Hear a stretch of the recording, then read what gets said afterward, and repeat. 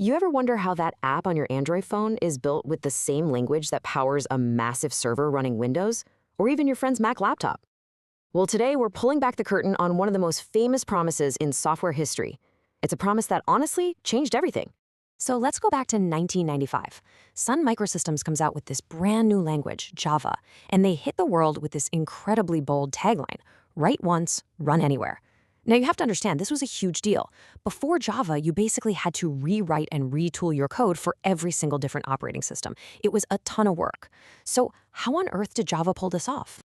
And this right here, this is the core question, isn't it? You've got this one single Java application and somehow it just works. On Windows, on Mac, on Linux, on Android? Is it some kind of magic? Well, not exactly. It's actually an incredibly clever piece of engineering, and we are going to break it all down right now. Okay, let's unpack that promise. We're going to solve the puzzle of how Java achieves this platform independence, and it all kicks off with understanding just a few key players in the game. You see, the secret isn't one single piece of technology. It's more like a team of 3 different components all working together perfectly. And you've probably bumped into these acronyms before: the JDK, the JRE, and the JVM. These 3 are the engine that makes that whole run anywhere promise a reality. So let's properly meet our 3 key players. Each one has a very specific job, a very specific role. And once you get what each one does, the whole picture starts to make a lot more sense. And what I love about this visual is how it shows their relationship. Think of it like a set of those Russian nesting dolls. Or even better, think of a construction site. The JDK, the Java Development Kit, that's the entire construction site. It's got all the tools, the cranes, the blueprints, everything you need to build. Inside that site, you have the JRE, the Java Runtime Environment. That's what you need to actually run the building once it's finished. And then at the very core, inside the JRE, you've got the JVM, the Java Virtual Machine. That's like the foundation and the electrical grid that lets the whole building function. This table just lays out that division of labor perfectly. See, developers, the people writing the code, they use the JDK to develop the apps. It's the whole toolbox. But end users, people who just want to run a Java program, they only need the JRE. They don't need all the developer tools. And the JVM? Well, that's the real powerhouse inside the JRE, the part that's doing the heavy lifting of actually executing the code. So here's the bottom line. Developers build with the JDK, but users run with the JRE. All right, so we know the players, but how do they all work together? Let's follow the journey of a piece of code, from just a simple idea in a text file, our blueprint, to a fully fledged running program, our finished building. It's really a 3-step dance. First, a developer writes their code in plain text, in a file that ends with .java. Then, they use a tool from the JDK called a compiler. Now here's the crucial part. The compiler doesn't turn it into a Windows program or a Mac program. No, it compiles it into an intermediate universal language called bytecode. Finally, the JVM on any machine can take that universal bytecode and translate it, on the fly, into instructions that specific computer can understand. And here's what that looks like in practice. Our hello-world.java file, which is human-readable, gets fed into that Java compiler. And what pops out on the other side is this hello-world.class file, which contains that platform-independent bytecode. This little .class file, that is our portable magic ticket. And here it is. This is the big payoff. You can take that one bytecode file and run it on a Windows machine, a Linux machine, a Mac, it doesn't matter. As long as that machine has the correct JVM installed for its own operating system, it can read the bytecode and run the program.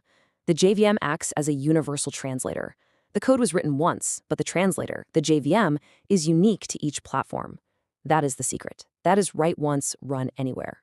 Okay, so we've cracked how a Java program runs everywhere. But what are these programs actually made of? To get that, we need to shift our analogy. We're moving away from the construction site, and we're going to look inside the finished building itself and talk about the difference between blueprints and the buildings you make from them. In the world of Java, pretty much everything begins with something called a class. Now, a class isn't a physical thing. It's a blueprint. It's the architect's detailed plan for a house. It defines all the possible properties, like, say, number of bedrooms, and all the possible actions, like open a window. It's the design. So, if the class is the blueprint, then an object is the actual house. It's a real thing that gets created from that blueprint and exists in the computer's memory. And the cool thing is, you can have just one blueprint, one class, but build many, many different houses or objects from it. Each one is called a unique instance of that class. This is a fantastic example. We've got one bike class. That's our blueprint for what a bike is. From that single design, we can create multiple unique bike objects in the computer's memory, in a place called the heap.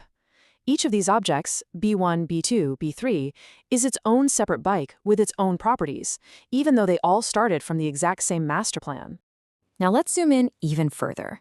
Every good blueprint needs to specify its raw materials, right?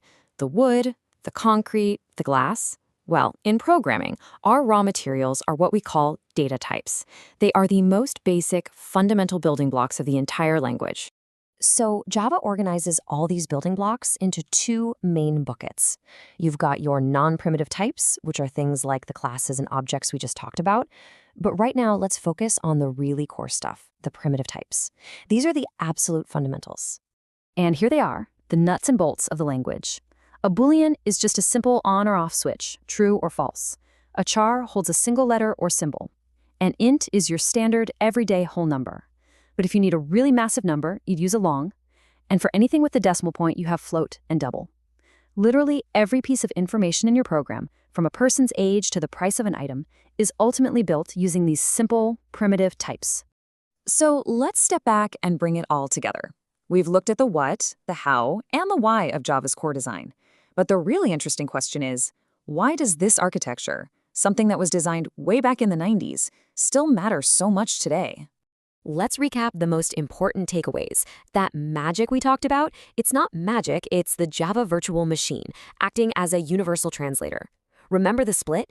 The JDK is the toolbox for developers to build, while the JRE is just what users need to run things.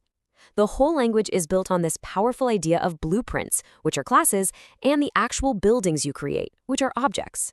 And when you put it all together, you get true platform independence, which makes code incredibly portable and versatile. It really was a game changer. And that brings us to one last thing to think about. This idea of having an abstraction layer, a virtual machine that sits between your code and the actual hardware. That was absolutely revolutionary.